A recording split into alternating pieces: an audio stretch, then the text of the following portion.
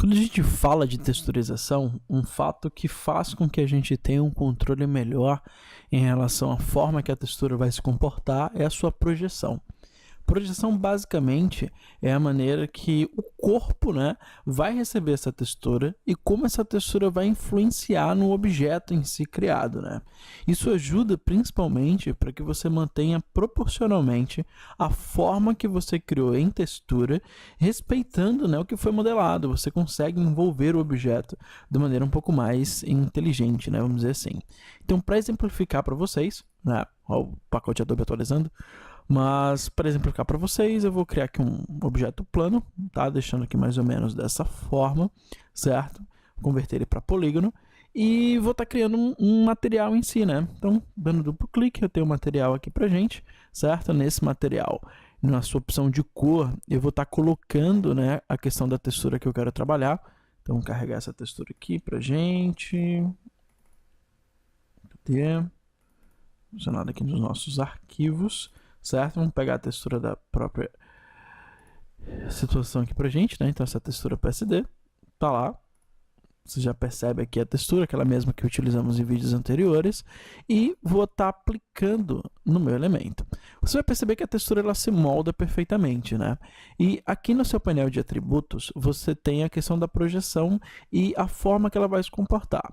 Basicamente, o padrão, que é esse UVW Mapping, né, ele consegue intuitivamente perceber a forma do elemento e fazer com que ele tente se estruturar em relação à textura.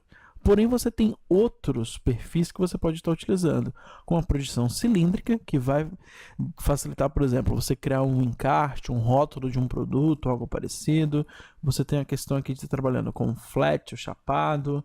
Olha lá, você vê que ele vai mudando a maneira que ele vai projetando, a cúbica, né, criando aqui essa projeção frontal e assim por diante. Mas para você ter um controle um pouco mais interessante, por exemplo, eu vou ter aqui a frontal, tá? Você vai perceber que aqui nas suas ferramentas de orientação você tem a questão do modo de textura, onde dessa forma você tem aqui a projeção, né, na sua tela e você pode estar manualmente reposicionando a maneira que essa textura vai se comportar em relação aqui ao seu posicionamento. Eu posso trabalhar também aqui com a sua largura para que você mude a maneira que ela vai se comportar e assim por diante.